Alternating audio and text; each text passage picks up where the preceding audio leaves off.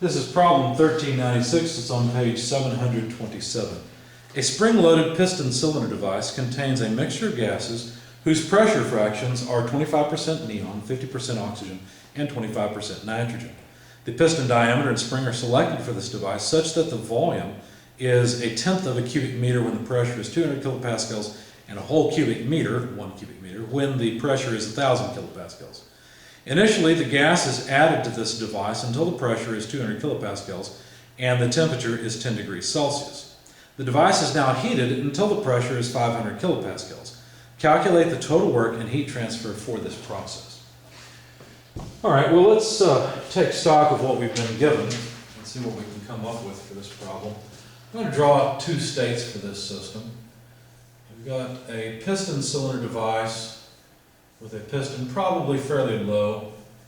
Heat will be added into this cylinder, and I'll call this state 1. There's a spring attached to ground, so as the piston moves up, the pressure in the system increases, and we're told exactly how that increases. We'll make some notes about that in a moment. But in state 2, if we've added heat, then I expect the system to have expanded, compressing the spring through boundary work. Now the pressure in state 1 is 200 kilopascals. The temperature in state 1 is 10 degrees Celsius. I'm going to go ahead and convert that to the 283 Kelvin that it is. The pressure in state 2 we know is 500 kilopascals. But the nature of the spring and piston diameter and all of that, the way it's set up, is that it follows this PV diagram as they described, where the pressure versus volume in kilopascals versus cubic meters is 0.1 cubic meters corresponds to 200 kilopascals, and 1.0 cubic meters corresponds to 1,000 kilopascals. Now we're just assuming this is a linear spring, and if that's the case, then all of these points in between, despite my drawing, would just be on a straight line between the 2 points. Okay? So when they tell us that the system ends up at some point at 500 kilopascals, all we got to do is go to 500 kilopascals and read off the volume. So it's pretty straightforward. And in fact, the fact that there's a gas mixture in this does not affect us at the very beginning. You see, our initial volume, it's pretty obvious at 200 kilopascals, our initial volume, I guess I'll put this in a different color, is obviously 0.1 cubic meters. Okay, some space in here, I guess. But if you think about it, just take the 500 kilopascals and go proportional down on the volume. It's basically interpolating, and you can find that the volume in state 2 is 0.4375 cubic meters. I won't show you the details of that. It's just a linear interpolation. You should be well familiar with that by now. Okay.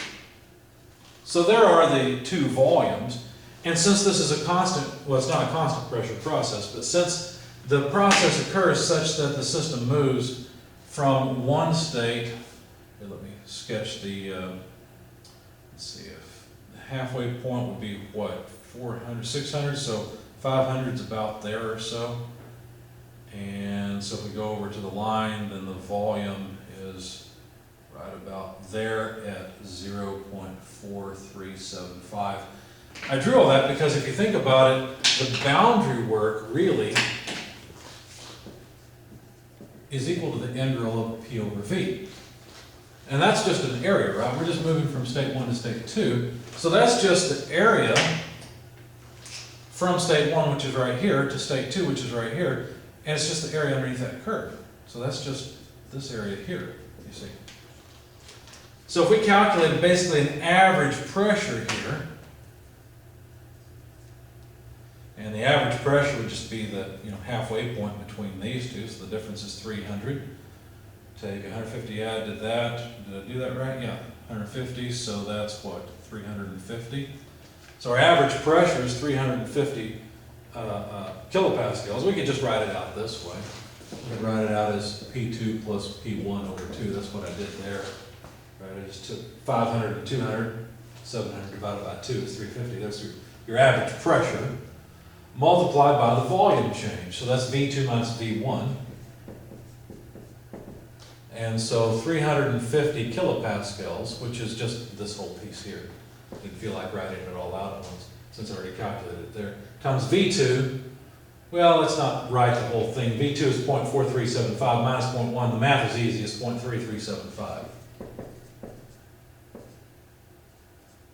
And these are cubic meters. All we got to do is multiply this out, and immediately we've got the amount of boundary work that was done, which was one of the questions.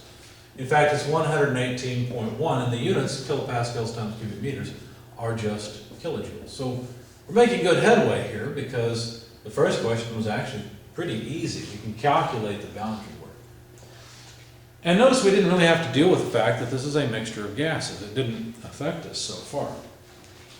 But to get the amount of heat transfer in, we'll have to write an energy balance. Now the energy balance will be like this. It's a closed system. Qn, which is energy that flows in the form of heat, minus the boundary work out equals the change in internal energy of the mixture of gases. Now I'm going to approximate this internal energy change as the mass of the mixture times the heat capacity of the mixture at constant volume, then of course times the temperature change. And so if I want to find the amount of heat transferred in, I'll have to move the boundary work to the other side and add to it this other term. Now the first term represents the amount of work done by the piston, whether it's against the spring or the atmosphere, I don't really care. It's the amount of work done by the system because it's changing its boundary size. The second term represents the energy left behind in the mixture of gases. So I've already got this, that's no problem. I don't know the mass of the mixture, I don't know the heat capacity of the mixture, and I don't know the temperature change, so I better find all those things out. To start off, let's go with the properties, essentially, of the mixture. And to do that, I know I'm going to need the molecular weight. So the apparent molecular weight is just the sum of all of the fractions times the individual molecular weights. Now, they gave us some information I did not write down. They said that the composition of this is 25% neon, 50% oxygen, and 25% nitrogen. So I'll use all of those in that order. And this is by pressure. Now the partial pressure over the total pressure is the same thing as the mole fraction. So what they've done really is they've given us the mole fractions of all these. There's 25% mole fraction neon, 25 mole percent nitrogen, 50 mole percent oxygen. So I've already got the y sub i's, that's easy enough. So I'm going to write them in the order neon, oxygen, and nitrogen. So 0.25, the molecular weight of neon, by the way, I looked it up, it's 20.18, and I'll write the units in just a minute, they'll all be the same. So there's our neon plus 50% of the molecular weight of oxygen, which is 32.0 or close enough. So there's oxygen plus 25% of the molecular weight of the nitrogen, which is 28. And all of these are kilograms, per kilomole. Okay, so we end up with a number for the apparent molecular weight of this mixture at 28.045 kilograms per kilomole. Okay, so we've got the molecular weight. Well, how does that help us? Well, we could get the gas constant. I don't know why I always write P. I need to write an R when I'm writing the universal gas constant, divided by the apparent molecular weight of the mixture. So 8.314 kilojoules per kilogram per Kelvin divided by the apparent molecular weight of 28.045 kilograms per kilomole. Something's wrong. 8.314, I should have written kilomole here, I'm sorry. There we go. So now we'll have kilojoules per kilogram per Kelvin, which is a more convenient gas constant. Comes out to about 2965, and those are kilojoules per kilogram per Kelvin. So now I've got the gas constant for this mixture of gases. Since I've got that, can't I use the ideal gas law with the first state to find the amount of mass in the system? Because look, I know the temperature in state 1, I know the pressure in state 1, and I figured out the volume in state 1, so I can calculate the mass of the mixture as just P1 V1 over Rm T1. Where Rm is the gas constant for the mixture. So P1 is 200 kilopascals, V1 is 0.1 cubic meters. The gas constant is 0.2965 kilojoule per kilogram per Kelvin, and the temperature in state 1 is 283 Kelvin. The Kelvin go away, the kilojoules cancel with the kilopascals cubic meters, and we're left with kilograms. So that's exactly what I hoped would happen. The mass comes out then to 0.2384 kilograms. So now we know the mass of the mixture. Let me jot it down here, just in case I need to erase some of this. 0.2384 kilograms. Now that mass doesn't change, right? Because we're assuming none of it leaks out. Now what about state 2? What can I do there? Well, I know the volume in state 2 and I know the pressure. Can't I use the ideal gas law then on state 2 to calculate the temperature? Because look, the only unknown in this equation is the temperature in state 2. I know the pressure in state 2, I know the volume in state 2, I know the mass now. Of course, I've got the mixture gas constant, so getting the temperature in state 2 is pretty straightforward. I need P2 V2 divided by the mass of the mixture and the gas constant of the mixture. So P2 is 500 kilopascals. The volume in state 2 is 0.4375 cubic meters. The mass of the mixture is 0.2384 kilograms. And then the gas constant is still, let's see, there it is, 0.2965 kilojoules per kilogram per Kelvin. Now units, let's check the units, make sure I haven't made a dumb mistake here. Kilopascals, cubic meters cross off with kilojoules, so yes, I will end up with Kelvin. So this will be a temperature in Kelvin, which is what I'd hope to find. So after all that, the temperature comes out to about 3094.8 Kelvin. It's pretty hot, but that's what we've got. So the temperature in state 2, I guess I'll just put it in here as a hard-won battle. So 3094.8 Kelvin. I had to do a lot of work to get it. So there it is.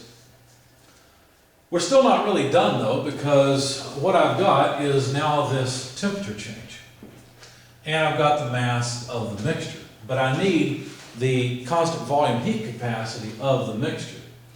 So rather than bend down and work down here, I guess, well, maybe I'll leave it. Maybe I won't bend down and work here.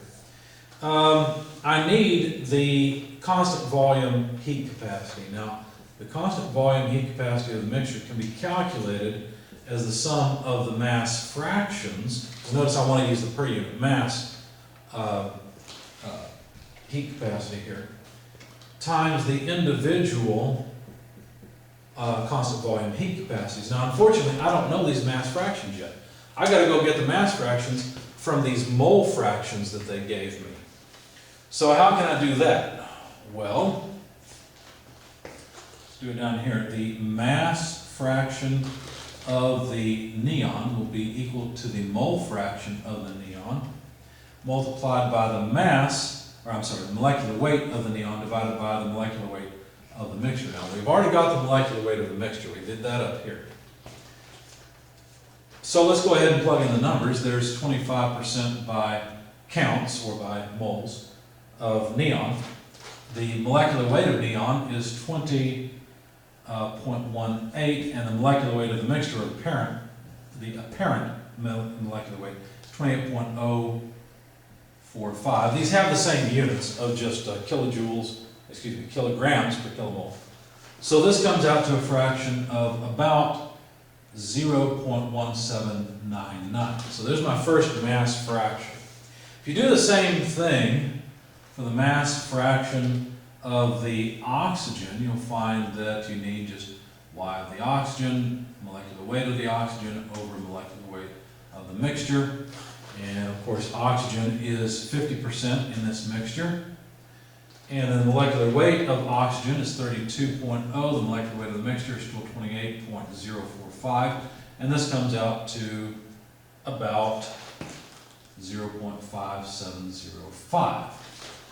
Okay, so there's the mass fractions for the neon and the oxygen. Last but not least, we need the mass fraction. Let's see, I think I've got room to do it here.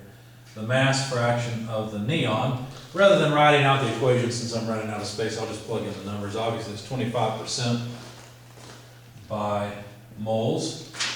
And then the molecular weight of the, let's see what we're working with. I think I said nitrogen and I wrote neon. I want nitrogen in too. Yeah, already taken care of neon. 25% nitrogen, and then the molecular weight of nitrogen is 28, divided by the molecular weight of the mixture, 28.045. This is almost exactly 25%. Comes out to 0.2496. So now we've got all of our mass fractions, and now we can plug everything into our heat capacity equation to come up with the apparent heat capacity, or the mixture's heat capacity. So I'll take the mass fraction of the neon first, 0.1799. I'm going to be pressed for space, so I'm not going to write the units. I just want the heat capacity of the neon. I had to look it up, and it was 0.6179. And the units are kilojoules per kilogram per Kelvin. So that's the neon, not the nitrogen, the neon, Ne. Then I need the oxygen, that's next. So the oxygen mass fraction is 0.5705. And I need to multiply that by the mass fraction of the oxygen. No, that is the mass fraction. I need the heat capacity of the oxygen. So that was 0.658 for the constant volume heat capacity. So this term represents the oxygen. And then the final term is the term for the nitrogen. The nitrogen is 0.2496 mass percent. And the constant volume heat capacity of the nitrogen is 0.743, and all of these are kilojoules. Well, you know what, let's just do this. So this comes out to about 0.672 kilojoules per kilogram per Kelvin. Okay? So this is really what I came for. This is what that whole mess was about, is finding the heat capacity at constant volume of the mixture. So now let me erase some of this stuff because we don't need it anymore, but I do need my energy balance. So the amount of heat transfer required to make this happen is the boundary work, 118.1 kilojoules, plus the mixture mass, which was 0.2384 kilograms, multiplied by the heat capacity of the mixture at constant volume, 0.672, and those are kilojoules per kilogram per Kelvin. And then the temperature change. Now we found the temperature change, and I don't know if I've erased it. Well, I put it in here, so we've got it. So the temperature in state 2, the final temperature is 3094.8 minus the initial temperature of 283, and those are both Kelvin. So Kelvin goes away, kilograms go away. We're adding kilojoules to kilojoules, so life is good. Everything should come out all right. And finally, we get our answer. Qn is about 568.6 kilojoules. And there's Qn. So now we've got the boundary work out, and we've got the heat transfer in for this problem, and that's all that they asked for.